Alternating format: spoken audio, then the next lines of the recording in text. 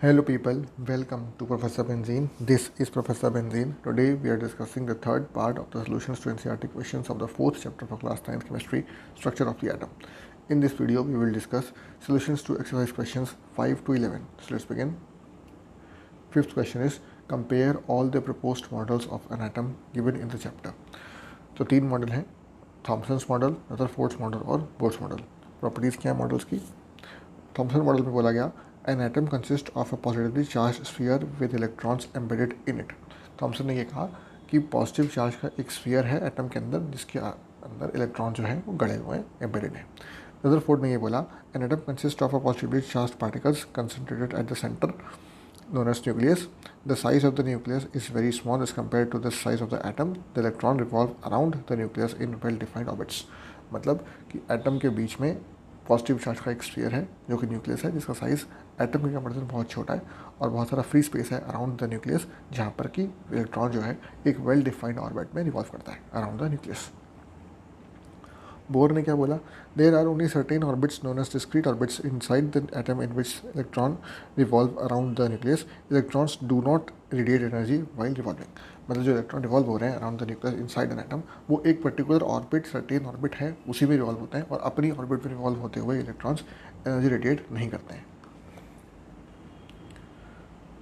Next question, summarise the rules of writing of distribution of electrons in the various shells of the first 18 elements. पहले 18 elements का जो electronic configuration है यानी कि distribution of electrons into various shells उसके rules के बारे में बताना है. पहला, the maximum number of electrons that shell can accommodate is given by the formula 2n² where n is the orbit number और द एनर्जी लेवल. मतलब कि ऑर्बिट नंबर या एनर्जी लेवल जहाँ पे n है तो n के according 2n² number of electrons ही उस ऑर्बिट में या एनर्जी शेल में आ सकते हैं. मतलब अगर फर्स्ट एनर्जी शेल है n इक्वल टू 1 है तो वहाँ पे 2n² मतलब कि 2 नंबर ऑफ इलेक्ट्रॉन्स उस शेल में 2 हो सकते हैं. फिर अगर सेकंड हो गया n इक्वल टू 2 हो गया तो 2 इंटू 2² इज 8, तो दूसरे शेल में number of electrons can be 8 and so on. The maximum number of electrons present in orbit for n equals to 1 is given by 2n² equals 2 and for second is 2n² equal to 8, for third is 2 into 3² equal to 18 and so on. The number outermost orbit can be accommodated by a maximum number of electrons is 8. outermost orbit जो है उसमें at the most 8 electron हो सकते हैं up to 18 elements. फिर the shells are filled with electrons in a stepwise manner. The outer shell is not occupied with electrons unless the inner shells are completely filled. मतलब कि जो shell है वो एक शेल पूरी भरेगी तो उसके बाहर वाली शेल भरेगी, उससे पहले नहीं भरेगी. मतलब if total there are 4 shells, the innermost shell fill होगा, उसके बाद सेकंड शेल फिल होगा, फिर थर्ड शेल फिल होगा, उसके बाद लास्ट में सबसे आउटर मोस्ट शेल जो है वो फिल होगा. ऐसा नहीं होता कि बीच के शेल कोई खाली रह गया और बाहर का शेल जो है वो भर गया. It is not possible. एक एक करके इलेक्ट्रॉन फेल होगा, एक एक शेल भरती जाएगी, फिर दूसरे शेल में इलेक्ट्रॉन एंटर होता जाएगा. Next question, define valency and taking example of silicon and oxygen. Silicon और ऑक्सीजन के रेफरेंस में वैलेंसी को डिफाइन करना है. The valency of an element is the combining capacity of the element. Element के दूसरे एलिमेंट के साथ कंबाइन होने की जो कैपेसिटी है उसको बोलते हैं वैलेंसी.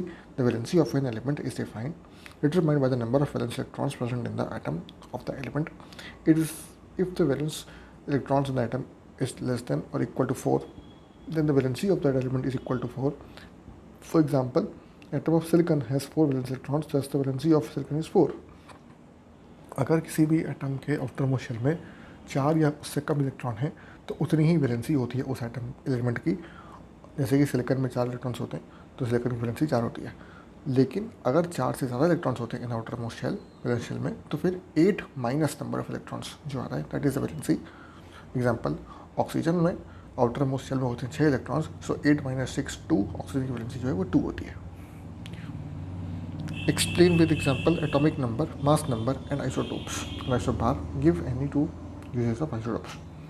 तो मास नंबर को तो उससे पहले एटॉमिक नंबर को एक्सप्लेन करना है विद एग्जाम्पल.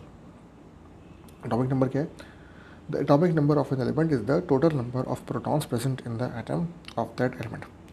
एलिमेंट के एटम में नंबर ऑफ प्रोटॉन कितने प्रेजेंट है that is the atomic number of the element. For example, nitrogen has 7 protons, it is in its atom, thus the atomic number of nitrogen is 7. 7 proton होते हैं nitrogen में, इसलिए उसका atomic number जो है वो 7 है. मास नंबर क्या होता है? It is the sum of number of protons and neutrons present in atom. एक एटम में number of proton plus number of neutron कितने हैं, that is the mass number. Example, atom of boron has 5 protons and 6 neutrons, so mass number is 5 plus 6 equal to 11. Next is isotope. Isotopes are atoms of the same element having same number of atomic number but different mass number. एक ही element के दो atom जिनका mass number अलग होगा, atomic number same होगा. Atomic number same, mass number different. Example, hydrogen has 3 isotopes, that is 1H1, protium, then deuterium 1H2 and then tritium 1H3. मतलब hydrogen same element, atomic number तीनों case में 1, लेकिन mass number 1 होगा तो that is protium, जब 2 होगा that called deuterium, and जब 3 होगा दैट कॉल्ड ट्राइटियम. तो हाइड्रोजन के 3 होते हैं isotopes. There is isobar. Isobar are atoms having the same mass number but different atomic number. ऐसे एलिमेंट अलग एटम्स के हो सकते हैं जिनके मास नंबर सेम होते हैं मगर एटॉमिक नंबर डिफरेंट होते हैं. Isobar of atom different element having same mass number. अलग अलग एलिमेंट के मास नंबर सेम होते हैं. एग्जाम्पल 20 कैल्शियम 40 और 18 argon 40.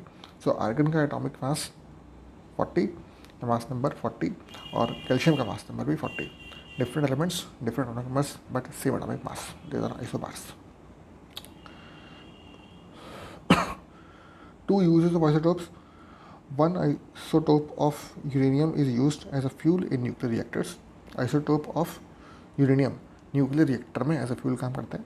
One isotope of cobalt is used in the treatment of cancer. और कोबाल्ट का जो आइसोटोप है वो कैंसर ट्रीटमेंट में काम आता है.